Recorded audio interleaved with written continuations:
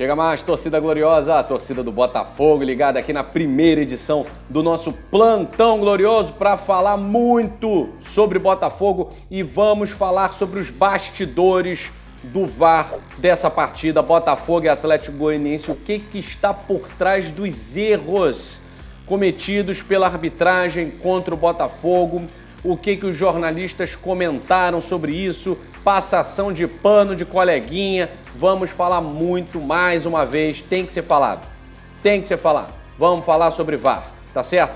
Vamos falar também sobre a polivalência de alguns jogadores com o Luiz Castro, o time rendendo muito fisicamente, tecnicamente, principalmente no segundo tempo, agregando muito mais. Jogadores saíram da zona de conforto, foram para o banco de reservas, voltaram jogando bola em posições diferentes. O que Luiz Castro tem mexido no Botafogo não é brincadeira. E vamos fazer um balanço dessa rodada no Campeonato Brasileiro e, é claro, um elogio à torcida alvinegra do Centro-Oeste brasileiro. Essas e outras notícias você acompanha aqui no Plantão do GG, mas depois da vinheta.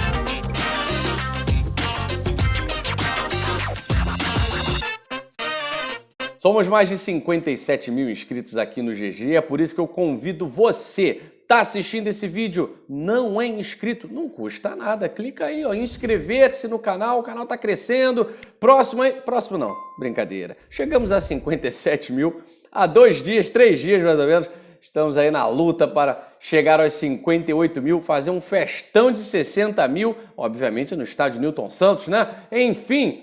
Deixa um like nesse vídeo, porque o teu like é que faz com que o canal Gigante Glorioso cresça e apareça para o Brasil e para o mundo inteiro. Hoje, na fila do Hortifruti, um taxista buzinou lá, tô acompanhando o plantão, hein? Vou dar um abraço para você, meu camarada. Você sabe quem é, porque você sabe que hoje você deu aquela buzinadinha pro Guilherme Cardoso. Um abraço para você, irmão. Tá aqui, ó, meu Twitter, tá? O Maicon Martins também, eu e o Maicon. Tá aqui o nosso Instagram para você se inscrever, tá certo? E agora vamos falar sobre a polêmica da rodada. A polêmica da rodada envolve, mais uma vez, a figura de Luiz Flávio de Oliveira, sempre envolvido em questões prejudicando o Botafogo. Ele nunca é envolvido numa polêmica que favoreça o Botafogo, né? É impressionante. O Luiz Castro foi perguntado na coletiva, aliás, que coletiva do Luiz Castro? Mas que coletiva do Luiz Castro? Só sapatada, tolerância zero para pergunta redundante e para atraso, né? Cara, Michael, não sei se você pode colocar aí um trechinho, mas o camarada faz uma pergunta pro Luiz Castro e o Luiz Castro simplesmente falou, eu já falei sobre isso, onde é que você estava? Não, é que eu cheguei atrasado. Não tinha outra coisa para falar. Não, porque uma poça d'água ali acabou tendo que... Ou então caiu uma chuva de canivete. Eu cheguei atrasado, cara. Meu Deus. Maicon, como é que é isso aí? Professor, sobre os lances polêmicos, sobre... eu já falei sobre isso. É porque eu cheguei atrasado, desculpa. Achou atrasado. Mas vai me fazer repetir. Tá certo. Bom, espero que dê tudo certo lá na empresa com o chefe, né? Pô, dá uma força aí pro cara. Só essa vez chegou atrasado. E o monopólio das questões, das perguntas pelo pessoal da Globo, né? Só tem eles, é monopólio mesmo, assim, na cara dura, né? Enfim, o cara fez 70 perguntas seguidas e o Luiz Castro deixou muito claro. Ele não fala de arbitragem. É ou não é, Maicon? Boa noite. O jogo tem tantas coisas dentro dele, foi tão rico em tantas coisas que eu não me vou debruçar sobre a arbitragem. Não vou fazer isso. Deixo isso para os especialistas de arbitragem, que há muita gente especialista na área e certamente terá uma opinião. Não adianta a minha opinião, penso que não interessa para ninguém. Não vou comentar. Foi um jogo tão intenso, tão dominado pela nossa parte, que seria uma injustiça muito grande sairmos dentro do campo sem qualquer ponto. Pois é, Luiz, você não fala, mas eu falo, tá? Então, já que você não fala, eu vou falar. A postura do Luiz Castro eu considero correta, não adianta queimar a instituição, porque quando a gente fala algumas coisas sobre arbitragem na imprensa, primeiro que você vai ser julgado, é suspenso, existe sim uma ditadura na CBF que a arbitragem é intocável. Ela é a única que não é profissional, ela é amadora, ela é a única que não tem qualidade, ela é a única que não tem nem um selo de verificação de qualidade, nem fiscalização, porque quem fiscaliza também não é profissional, mas não se pode falar mal dela, senão vai ser julgado pelo tribunal, né? É absurdo. Liga Brasileira, corre, é para ontem, para ontem. Enfim, Luiz Castro teve a postura dele, muito correta, tá? Mas a gente vai falar sobre a arbitragem. Vai falar dos bastidores do VAR. Um monte de jornalistas aí, eu vou pegar, obviamente, uns jornalistas mais gabaritados, né? Que justificam o seu diploma. Bota o Twitter aí, bota o tweet aí do Eric Faria, Michael. Olha só, gente. O Eric Faria, sendo muito claro na sua crítica à anulação ao gol do Botafogo. E é um dos mais bem cotados jornalistas da instituição Globo. Aquela mesma do Central do Apito, né? Central do Amigo, no Sandro Meirahit, que na hora do jogo falou o que tinha que ser falado, que o gol foi legal, deve ter levado uma prensa do Paulo César de Oliveira falando mal do meu irmãozinho, né? Falando mal do meu irmãozinho, Sandrinho. E aí o Sandrinho foi lá e voltou, né? Dizendo que, mas é normal errar.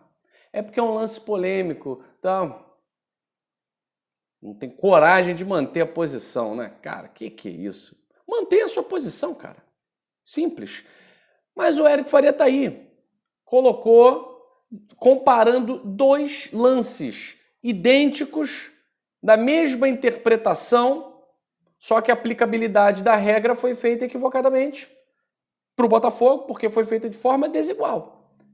Para o Goiás, serviu. Para o Botafogo, não serviu. Os lances, com as mesmas questões interpretativas, têm resultados diferentes. Qual o critério? A gente já sabe que o critério do VAR é a falta de critério. O critério é subjetivo. Se você pegar áudio do VAR desse jogo, eu quero ver o áudio. O que eles falam na cabine? Chama não, chama não. Deixa rolar. Deve ser alguma coisa desse tipo. O Botafogo tem que pedir o áudio. O Botafogo tem que tomar uma atitude. A gente falou no Twitter, eu falei, publiquei no meu Twitter, falei, John Textor, se não tomar uma atitude.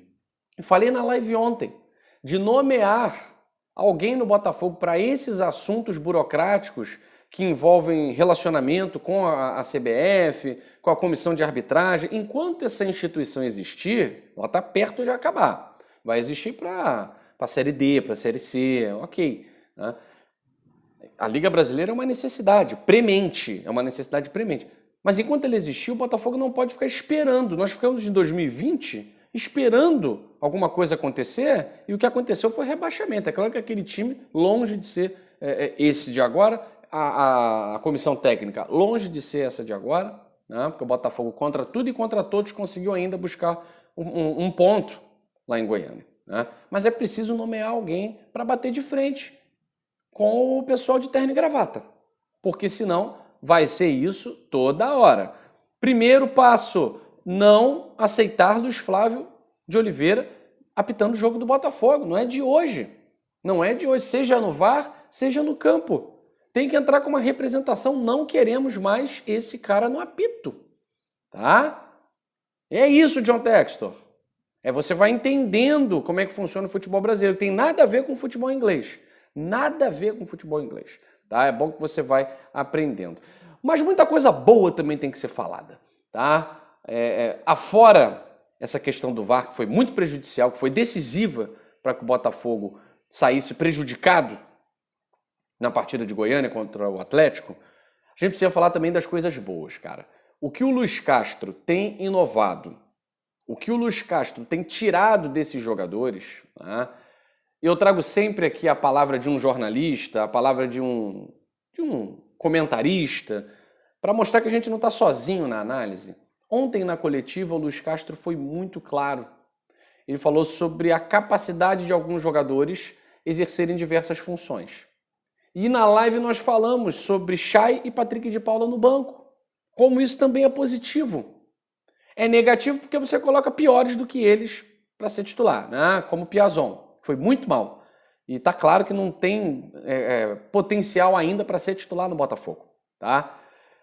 Mas quando você bota um Patrick no banco, um Chay no banco, você mexe com o brilho dos caras. O Patrick entrou melhor do que nos últimos jogos. Não é ainda o Patrick que a gente espera, explosivo, decisivo. E o Chay entrou muito melhor do que nos últimos jogos. Entrou fazendo gol, que valeu. só não foi legitimado, o gol foi legal. Entrou dando passe decisivo para o Saravia fazer a jogada do gol do Botafogo. E o Chay, ele estava jogando de volante. Ele estava jogando de volante, porque o Botafogo já estava numa tática de 4-2-4. Com o Patrick e o Chay organizando e o Botafogo com 4 atacantes. O Matheus Nascimento também tendo que fazer uma outra função, senão aquela de ficar paradão ali na frente. Mas eu vou dar um destaque para o Chay aqui. Porque é um jogador que nós malhamos quando tem que ser malhado. Às vezes parece que falta comprometimento dentro de campo com o esquema tático. Prende a bola demais. Pede falta quando não é para soltar a bola. Isso acaba atrapalhando a própria questão física dele. Só que no jogo de ontem, ele teve muito mais acertos do que equívocos. E esses acertos têm que ser potencializados. Tá? Então, parabéns, Chay. Você está sabendo dar a volta por cima, como já fez várias vezes na sua carreira. O canal Gigante Glorioso vai criticar quando tiver que criticar. Não vai passar pano.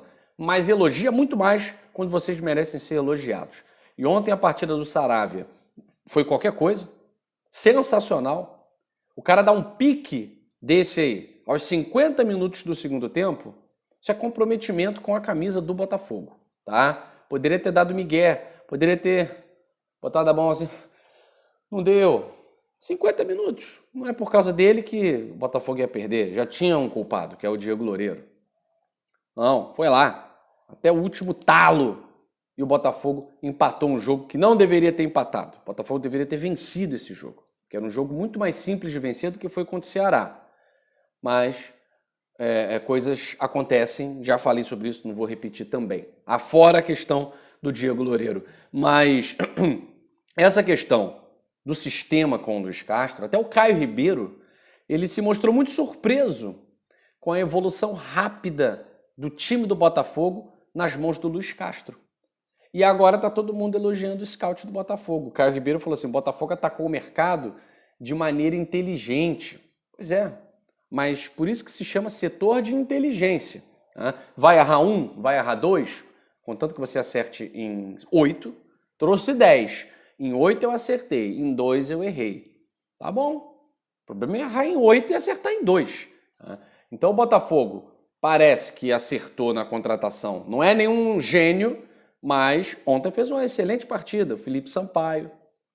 O Botafogo acertou no Vitor Sá, que apesar de ter jogado, me pareceu ter jogado no sacrifício, ainda assim é um jogador decisivo, foi responsável pela questão do pênalti, né, que foi anulado. Então, agora está todo mundo olhando para o Botafogo de uma maneira diferente. Olhando para o Luiz Castro como alguém que entende de futebol, como alguém que sabe operar com as peças, e olhando para um Botafogo, um time que tem capacidade para se adequar à inteligência de um treinador. Porque para isso você precisa de jogador polivalente. E é por isso que o Luiz Castro está fazendo esses testes com o Chay, com o próprio Patrick de Paula, com o Matheus Nascimento e com uma série de jogadores dentro desse time do Botafogo que tem condições e tem capacidade de ser polivalentes. Gente, não dá para não falar da dedicação física desse time. Falamos da questão tática, da questão técnica, mas a diferença desse Botafogo do Luiz Castro, que é um treinador com a sua equipe técnica que exige demais da parte física nos treinamentos, o Luiz Oyama, o Saravia, o Erisson, muitos já falaram aí que chegam estafados em casa depois dos treinos, porque exige até a última gota de suor. E olha como isso é importante. Não fosse isso, o Botafogo não teria empatado essa partida contra o Atlético. Não fosse isso, não teria empatado. Então, parabéns à equipe, à comissão técnica do Luiz Castro, parabéns a todos. Como ele mesmo disse, pega o GPS desses atletas do jogo de ontem. É absurdo. Os caras correram o campo inteiro. Aqueles que estão na sua função ofensiva fizeram o corredor. É absurdo. Então, de parabéns, porque futebol é isso. É questão tática, é questão técnica, é questão física e é de bastidores também. Tá certo, John Textor? Tá certo, Mazuco? Bastidores também. Já deveriam ter aprendido isso. O John Textor chegou agora, mas vocês já deveriam conhecer o futebol brasileiro, tá? Meus amigos, vamos falar dessa torcida maravilhosa do Botafogo em Goiás. Que show deu a torcida do Botafogo do Centro-Oeste. Quarta-feira, contra o Ceilândia, e domingo, lotando a parte toda, os jogadores foram lá aplaudir, porque tem que aplaudir mesmo. A torcida do Botafogo fez barulho. Se estava em maioria no estádio, não posso precisar, porque a televisão não mostra a parte de trás, né, a oeste. Ela mostra ali a leste, a sul e a norte. A sul toda do Botafogo, lotada. Vocês estão vendo imagens, vídeos. Mas a torcida do Botafogo deu um show. Uma pena que a segurança pública do estado de Goiás protagonizou um episódio lamentável, triste, irresponsável, usando spray de pimenta sem motivo nenhum, uma covardia absurda contra famílias. A torcida adversária no Brasil, como muito bem falou um dos depoentes que estava na torcida do Botafogo, é tratada como bicho, como animal. Em todo lugar, a torcida adversária, a torcida visitante é tratada como bicho. Ninguém pensa que naquele local moram pessoas que torcem para aquele time. Não é ônibus. E mesmo se fosse eu saindo com a galera aqui do Rio de Janeiro de ônibus para curtir o jogo, nós somos bandidos por conta de organizarmos uma caravana para viajar a tal lugar? Então, uma vergonha o que o poder público de Goiás protagonizou com a torcida do Botafogo ontem. Idosos, a maioria era de famílias, com crianças, com mulheres, com homens, idosos, trabalhadores, seres humanos. Então é a nota negativa da Polícia Militar de Goiás. Antes de falar para vocês, mostrar o show da torcida alvinegra, falar um pouquinho rapidamente da rodada aqui. O Santos é a grande surpresa. Líder do campeonato, está com saldo de gols melhor do que o Atlético Mineiro, né? O Atlético Mineiro também foi a surpresa da rodada, deixando um jogo contra o Curitiba que estava ganho. O Curitiba foi lá e empatou, né? O Curitiba está com a mesma pontuação do Botafogo, 4 pontos. O Santos, que foi extremamente competente, vencendo o Curitiba em casa e vencendo o América Mineiro em casa. Duas equipes medianas, do mesmo nível da do Santos, e o Santos fez valer o mando de campo. É o ponto fora da curva aqui. Esse time do Santos, para mim, não vai ficar nem entre os 10 primeiros, minha opinião, tá? Mas está cumprindo bem o seu papel. É o que a gente pede para o Botafogo. O Santos conseguiu arrancar um empatezinho fora de casa contra o Fluminense e venceu 2 jogos dentro de casa. Um time que faz isso, esse time certamente está ali no G6 ao final do campeonato. Certamente, tá? Então o Santos é o ponto fora da curva. Atlético Mineiro que empatou com Curitiba, poderia ter sido líder isolado. Corinthians perdeu, né? Goleada para o Palmeiras. Palmeiras já aparece na 7ª colocação ali, estava um pouco mais distante. Já está com 5 pontos, uma vitória e 2 empates. E o Cuiabá também é outro ponto fora da curva aí, né? Cuiabá que perdeu para o Fluminense em casa, naquele joguinho modorrento, chato, pior jogo que eu já vi nessa edição aí do Campeonato Brasileiro. Mas o Cuiabá ganhando as 2 partidas fora de casa. Ganhou do Fortaleza, que botou um time misto, e ganhou do Juventude. Então essa é a questão. Você ganha das equipes fracas. Então o Cuiabá está num caminho de ficar ali mais uma vez para jogar uma Sul-Americana, né, na melhor das hipóteses. Eu acho que é isso, né? Não dá para esperar muito desse time do Cuiabá, pelo que eu vi contra o Fluminense e contra o Atlético Goianiense, né? O Internacional também aparece ali no G6, afinal de contas venceu o Fluminense fora de casa. O Botafogo poderia estar no G6, né? Mas, enfim, vá entender essas situações. O Flamengo, acho que o resultado também dessas rodadas o bicho-papão caiu, né? O bicho-papão não existe mais. O Flamengo já não assusta ninguém, tá? Perdeu para o Atlético Paranaense, não venceu o Atlético Goianiense, mesmo resultado do Botafogo. O Botafogo jogando melhor. O Atlético Goianiense jogou mais contra o Flamengo. Contra o Botafogo foi anulado. O Botafogo dominou as ações do jogo no primeiro e no segundo tempos, né?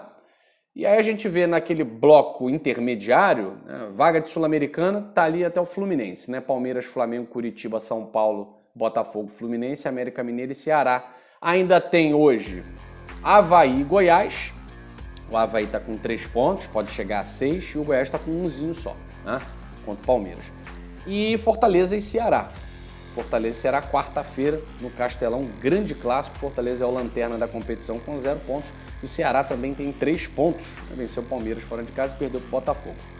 É isso, meus amigos. Uma análise rapidinha. Amanhã tem uma live muito especial, tá? Convidado especialíssimo para falar com a gente sobre o Campeonato Brasileiro.